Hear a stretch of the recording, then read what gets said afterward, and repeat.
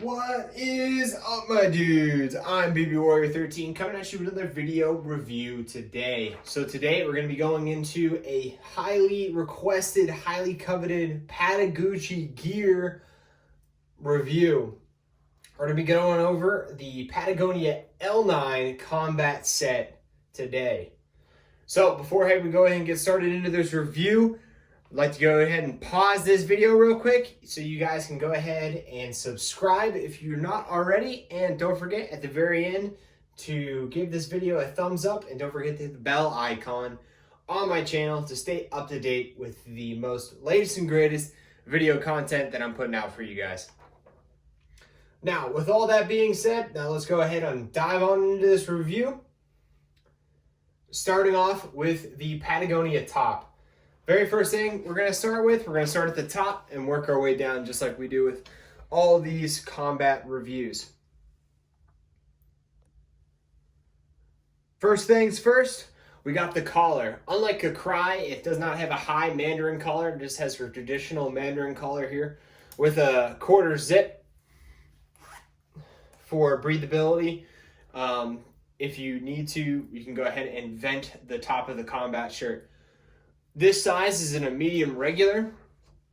All the shirts are made out of a standard 50-50 NICO that meets a no melt, no drip requirements via the US government. On the actual shoulders of the shirt, moving on down, there are two shoulder pockets on either side with Multicam Velcro on each side of those on the top and the bottom of the actual shirt itself. Now with that, it's a soft ply Velcro that kind of conforms to your body, unlike with the Cry 3 strips of Velcro. Now with the Cry 4, they have a solid square panel of Velcro and a zipper on the side. With the actual opening and closure of the pocket, there's an angled taper as well as a grab portion for you to be able to grab the top of the pocket and open it up. There is a Velcro hook and loop side on either side on the top of the pocket, as well as two buttons for you to be able to either secure your pocket either with Velcro or with buttons if you need to do more clandestine, sneaky operations, or if the Velcro gets blown out or whatever, you can go ahead and still have whatever content you have inside the pocket secured with these two button fasteners. Now that is the same thing on both sides of the shirt. Moving down the pocket, unlike the Cry, that is not a double pocket, but it does expand slightly, as well as it is gusseted just for venting and water drainage if need be in that kind of environment.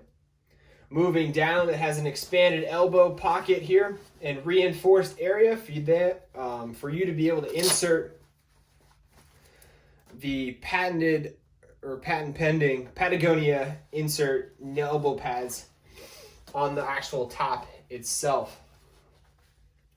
Moving down to the cuff of the shirt, it gives you a pretty expansive cuff for you to be able to open that up and let a lot of airflow in and around your wrist and up and down your shirt, as well as you can basically cinch this shirt down as tight as you need to with a very expansive loop field, also made out of pattern Multicam Velcro here on the cuff itself.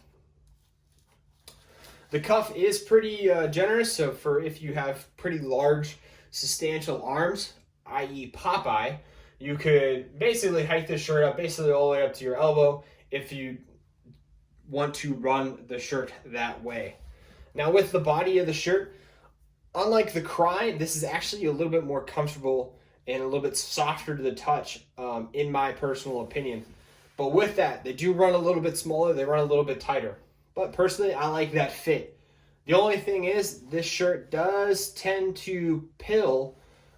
It gets these little tiny fabric pills on it, just from it being rubbing up against body armor and kit and other stuff like that.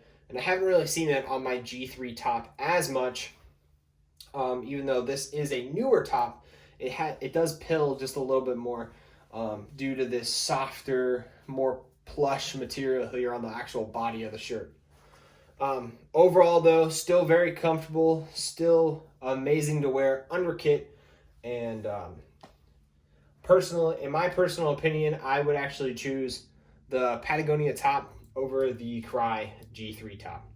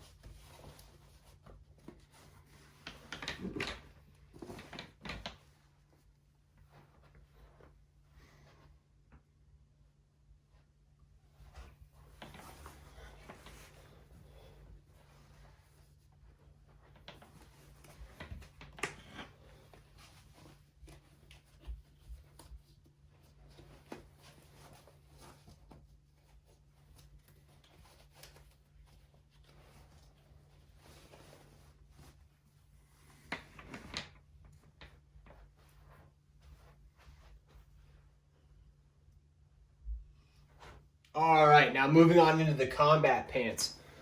So for the Patagonia L9 combat pants, it's similar to a Cry G3 setup here.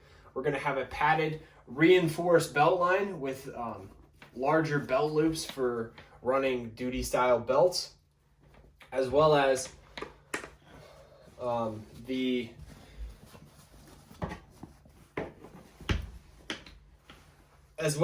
in the back of the pant.